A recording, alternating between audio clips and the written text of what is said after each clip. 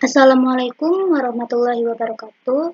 Kami dari kelompok 2 kelas R01 Prodi Teknologi Hasil Pertanian Universitas Jambi akan mempresentasikan hasil kerja kelompok kami mengenai daging.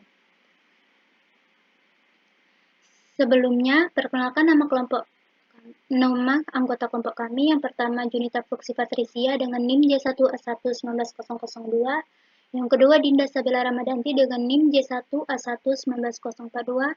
Yang ketiga Febri Hasan Siregar dengan NIM J1A1 19005. Baiklah, pembahasan yang pertama yaitu definisi daging. Daging didefinisikan sebagai semua jaringan hewan dan semua produk hasil pengolahan jaringan-jaringan tersebut yang sesuai untuk dimakan serta tidak menimbulkan gangguan kesehatan bagi yang memakannya. Kemudian daging segar adalah daging yang baru disembelih tanpa perlakuan apapun. Pada umumnya, daging yang sehat dan baik adalah daging yang berasal dari ternak yang sehat, disembelih di tempat pemotongan resmi, kemudian diperiksa, diangkut dengan kendaraan khusus, dan dijual di supermarket atau di los daging pasar yang bersih dan higienis.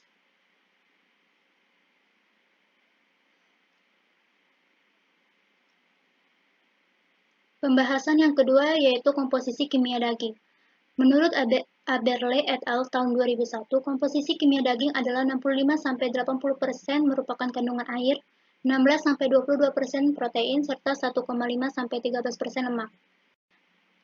Baiklah, di sini ada tabel komponen kimia daging. Dapat dilihat bahwa air berkisaran 65–80%, protein 16–20%, lemak 1–13%, karbohidrat berkisar 0,5–1,5%, nitrogen bukan protein berkisar 1–2%, mineral dan vitamin berkisar 0,5–1%.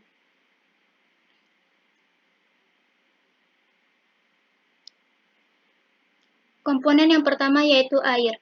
Kadar air daging sekitar 75–83%. Kadar air yang tersedia dalam daging mempengaruhi tingkat pertumbuhan mikroorganisme. Kadar air dalam daging dipengaruhi oleh kandungan lemak intramuskuler yang terdapat dalam otot. Kadar air pada daging juga dipengaruhi oleh umur ternak. Ternak muda memiliki kadar air yang lebih tinggi daripada yang lebih tua. Karena semakin meningkat umur, maka semakin meningkat deposisi lemak intramuskuler yang menjadikan penurunan kadar air. Yang kedua yaitu lemak. Lemak pada daging berfungsi sebagai sumber energi, pembawa vitamin A, vitamin D, vitamin E, dan vitamin K, dan penyedia asam lemak esensial. Perbedaan karakteristik lemak pada daging disebabkan karena panjang pendeknya rantai karbon penyusun lemak dan tingkat kejenuhan asam lemak. Semakin tinggi tingkat asam lemak jenuh, maka semakin keras dagingnya.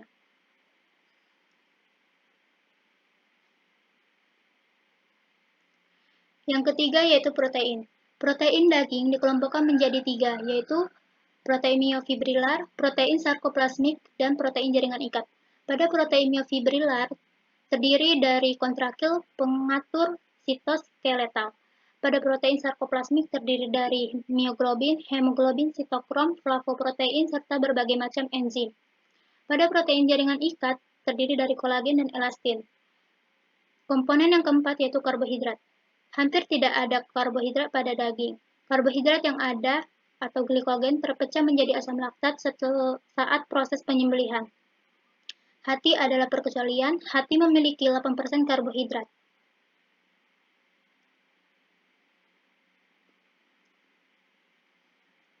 Komponen yang kelima yaitu vitamin. Dari kandungan vitaminnya, daging merah dan daging unggas merupakan sumber vitamin B kompleks yang sangat baik, terutama tiamin, riboflavin, niacin, vitamin B6, B12, dan folasid. Dari kelompok vitamin yang larut air, maka tiamin, niacin, dan riboflavin terdapat dalam jumlah yang relatif tinggi. Komponen yang terakhir yaitu mineral. Daging merah merupakan sumber yang baik untuk semua mineral kecuali kalsium, dibandingkan dengan zat besi dan seng yang terdapat dalam bahan pangan nabati. Maka zat besi dan seng dalam daging merah lebih mudah diabsorpsi. Baiklah, ini ada tabel komposisi gizi daging ayam, daging sapi, daging kambing, dan daging babi. Pada daging ayam terdapat 18,2 protein, 55,9 gram air, 25 gram lemak. Pada daging domba terdapat 17,1 gram protein, 66,3 gram air, 14,8 gram lemak.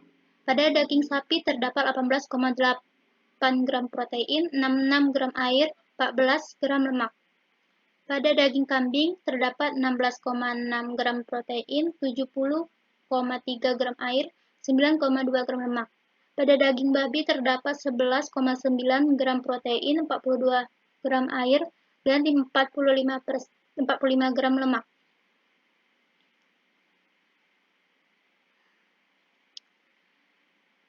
Kemudian, kualitas kimia daging ini dipengaruhi oleh dua faktor. Yang pertama yaitu faktor sebelum pemotongan, yang kedua faktor setelah pemotongan. Pada faktor sebelum pemotongan, kualitas daging dipengaruhi oleh genetik, spesies, bangsa, tipe, jenis kelamin, umur, pakan, dan bahan aditif. Yang kedua yaitu faktor setelah pemotongan. Yang mempengaruhi kualitas daging adalah metode pelayuan, metode pemasakan, lemak intramuskuler atau marbling, tingkat keasaman atau pH daging, bahan tambahan atau termasuk enzim pengempur daging, metode penyimpanan dan pengawetan, macam otot daging, serta lokasi otot.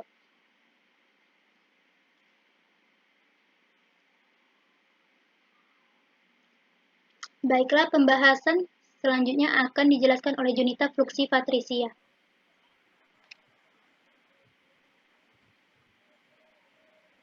Oke, baik, saya akan melanjutkan materi dari Febrias yang Siregar. Selanjutnya, sifat fisik daging. Daya ikat air. Daya ikat air oleh protein daging dalam bahasa asing disebut sebagai water holding capacity. Didefinisikan sebagai kemampuan daging untuk menahan air minyak atau air yang ditambahkan selama ada pengaruh kekuatan. Misalnya pemotongan daging, pemanasan, penggilingan, dan tekanan. Daging juga mempunyai kemampuan untuk menyerap air secara spontan dari lingkungan yang mengandung cairan atau water absorption. Ada beberapa faktor yang bisa menyebabkan terjadinya variasi pada daya ikat air oleh daging, diantaranya 1. Pengaruh pH, 2. Pengaruh maturasi atau aging, 3. Pengaruh pemasakan, 4. Pengaruh faktor biologi. Selanjutnya, warna daging. Myoglobin adalah pigmen berwarna merah keunguan yang menentukan warna daging segar. Myoglobin dapat mengalami perubahan bentuk akibat berbagai reaksi kimia. Konsentrasi myoglobin dipengaruhi oleh beberapa faktor seperti jenis ternak, beberapa bangsa, jenis kelamin, umur, jenis otot, tingkat aktivitas otot, pakan, pH, dan oksigen. Selanjutnya, warna daging dari beberapa jenis ternak. 1. Daging sapi merah cerah, 2. Daging babi merah pink keabuan, 3. Ikan putih kelabu merah gelap, 4. Unggas putih kelabu merah pudar, 5. Kuda merah gelap, 6. Anak sapi merah kecoklatan, 7. Domba dan anak domba merah ringan merah bata. Selanjutnya, struktur, firmness, dan tekstur. Beberapa sifat-sifat fisik daging segar seperti struktur atau firmness dan tekstur adalah sukar diukur secara objektif. Faktor-faktor ini biasanya dinilai oleh konsumen melalui penglihatan, perabaan, dan pencicipan. Namun demikian, sifat-sifat ini tidak kurang penting daripada beberapa sifat-sifat daging yang mudah diukur. Selanjutnya, keempat, keempukan atau kelunakan. Keempukan daging ditentukan oleh kandungan jaringan ikat. Semakin tua usia hewan, susunan jaringan ikat semakin banyak, sehingga daging yang dihasilkan semakin liat. Jika ditekan dengan jari, daging yang sehat akan memiliki konsistensi kenyal atau padat. Selanjutnya, rasa dan aroma. Citra rasa dan aroma dipengaruhi oleh jenis pakan.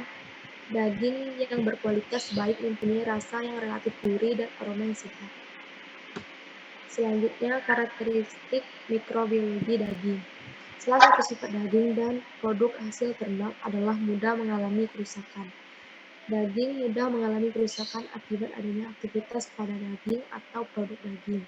Karena daging memenuhi persyaratan untuk perkembangan mikroorganisme, termasuk mikroorganisme perusak tanah, mempunyai kadar air yang tinggi 68-75%. B. Kaya dengan zat yang mengandung nitrogen dengan kompleks yang berbeda. C. Karbohidrat yang tinggi. D. Kaya akan mineral untuk pertumbuhan mikroba. E. Mempunyai pH yang menguntungkan bagi sejumlah mikroorganisme 5,3 sampai 5,5. Selanjutnya, keberadaan mikroorganisme pada pangan tak terkecuali daging atau produk olahan daging dipengaruhi oleh faktor-faktor yaitu 1. Faktor intrinsik yang meliputi aktivitas air, komposisi nutrien, pH, potensial redoks, adanya bahan pengawet alami dan tambahan. 2. Faktor pengolahan. 3. Faktor ekstrinsik yang meliputi suhu, kelembaban, dan susunan gas. 4. Faktor implisit atau berbagai mikroba yang terdapat pada bahan makanan kadang-kadang mengakibatkan 2 atau lebih jenis mikroorganisme hidup bersama saling menguntungkan atau sebaliknya yang satu merugikan pertumbuhan mikroorganisme lain. 5. Faktor makanan yang pada dasarnya terbagi atas makanan yang mudah rusak, makanan awet, dan bahan pangan yang awet.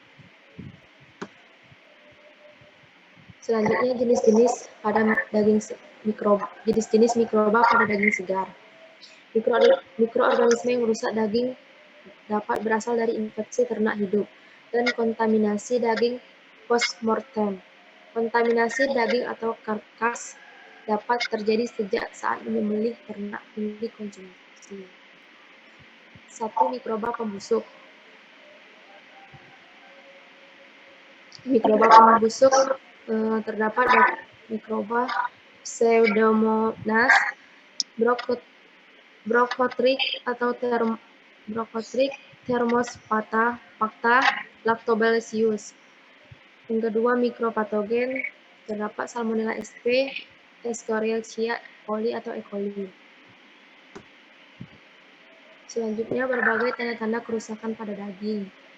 A. Perubahan kekenyalan pada daging disebabkan oleh pemecahan struktur daging oleh berbagai bakteri.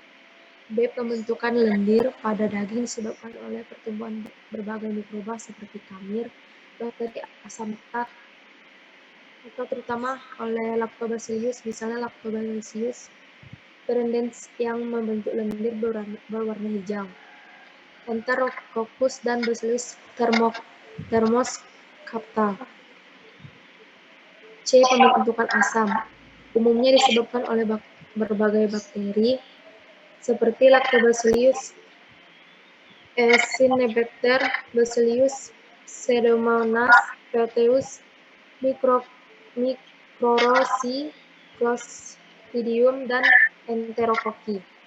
D. Pembentukan warna hijau pada daging, terutama disebabkan oleh pembentukan hidrogen peroksida H2O2 oleh Lactobacillus viridans, Lactobacillus fructiforans, Lactobacillus gens D. Lactobacillus Enterococcus faecium, dan Enterococcus faecalis. Pembentukan hidrogen sulfida H2S oleh Pseudomonas mephitta, Cyanol, Wood Referens, dan Lactobacillus. E. Pembentukan warna kuning pada daging disebabkan oleh Enterococcus cauliflavus dan Enterococcus mansdi. F.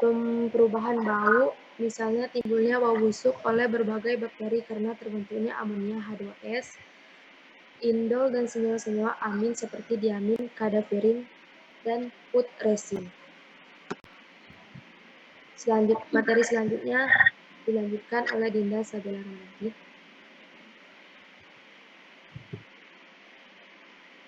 Materi selanjutnya adalah metode penyimpanan dan pengawetan daging. Yang pertama, menggunakan refrigerasi, penyimpanan karkas atau daging pada suhu dingin. Meskipun dalam waktu yang singkat, tetap diperlukan untuk mengurangi kontaminasi atau mengendalikan perkembangan mikroorganisme. Kemungkinan kerusakan daging atau karkas selama penyimpanan daging dapat diperkecil dengan cara penyimpanan karkas dalam bentuk yang dipotong-potong. Yang kedua, pembekuan. Pembekuan merupakan metode yang sangat baik untuk pengawetan daging dan daging proses. Nilai nutrisi daging secara relatif tidak mengalami perubahan selama pembekuan dan penyimpanan beku dalam waktu yang terbatas.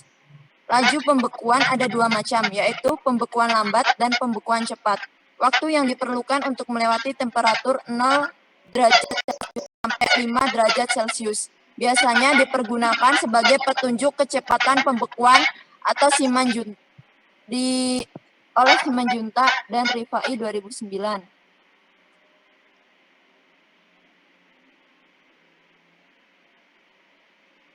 Yang ketiga, proses termal. Perlakuan termal adalah metode yang dipergunakan untuk membunuh mikroorganisme pembusuk dan mikroorganisme toksigenik di dalam daging atau daging proses. Jumlah panas yang digunakan pada preservasi atau daging proses ada dua macam, yaitu pemanasan sedang atau moderat. Temperatur produk mencapai 50 derajat Celcius sampai 75 derajat Celcius, dan pemanasan pada temperatur tinggi yang biasanya lebih tinggi dari 100 derajat Celcius. Kemudian iradiasi. Metode preservasi daging dengan radiasi umumnya menggunakan radiasi mengion terhadap produk. Radiasi mengion adalah radiasi yang mempunyai energi dan cukup untuk melepaskan elektron dari atom yang menghasilkan ion.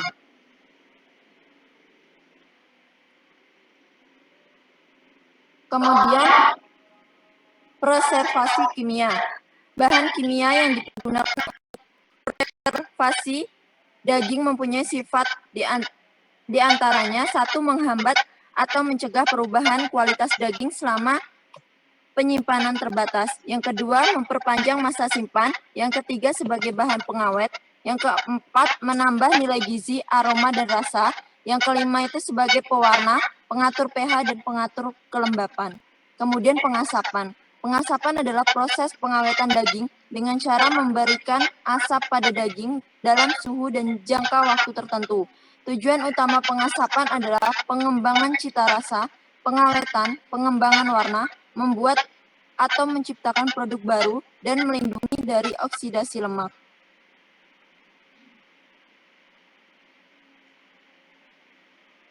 Next, Ci.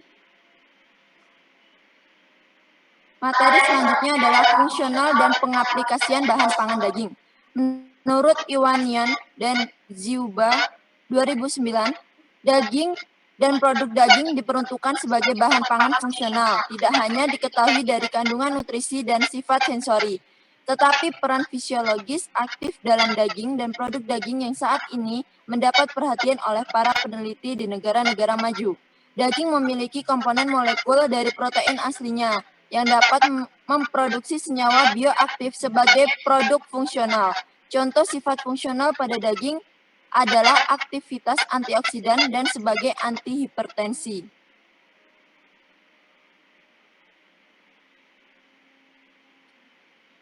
Kemudian pengaplikasian bahan pangan daging. Pengaplikasian bahan pangan daging dapat dilakukan dengan berbagai metode pengolahan, misalkan dengan metode fermentasi, di mana konsekuensi enzim proteolitik menyebabkan adanya perubahan-perubahan karakteristik fisik, kimia, mikrobiologis, dan biokimia. Hal ini sesuai dengan pendapat Kasaburi 2007. Teknik dan metode pengolahan sangat mempengaruhi karakteristik dan beberapa kandungan penting dalam daging. Pada pengolahan suhu tinggi selama pengeringan, fermentasi, pemeraman, dan akan meningkatkan enzimatis protein dari produk-produk daging oleh protease otot dan protease mikroba yang memberikan suatu kombinasi aktivitas dalam meningkatkan kesehatan. Contoh produk hasil pengaplikasian bahan pangan daging adalah sosis, nugget, bakso, dan dendeng, serta abon.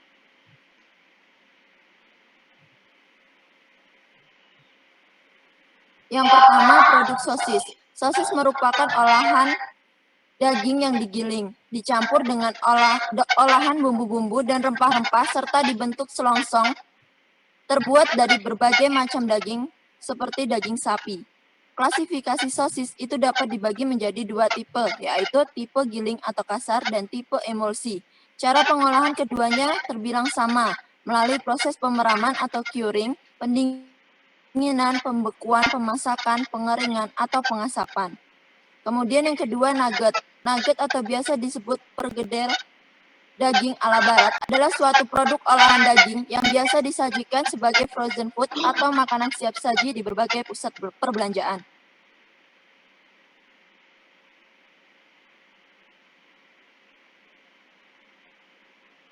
Kemudian bakso.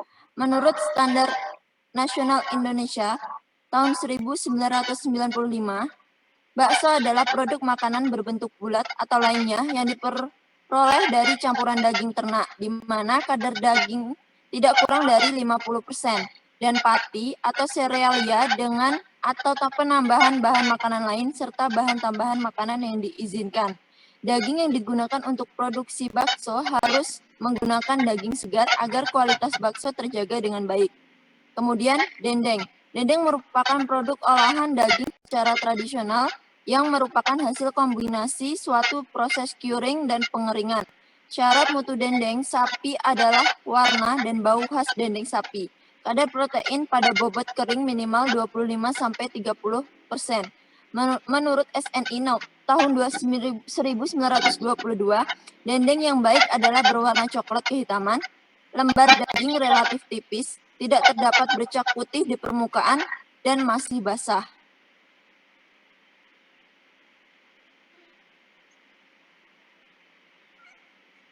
Kemudian ada abon. Abon merupakan jenis lauk pauk yang berbentuk khas dengan bahan baku berupa daging. Pembuatan abon dapat menjadikan produk hasil olahan daging menjadi relatif tahan lama, dapat disimpan berbulan-bulan tanpa mengalami perubahan atau penurunan mutu bila cara pengolahan abon dilakukan dengan baik. Hal ini sesuai dengan pendapat Winarto dan Jenny tahun 1992.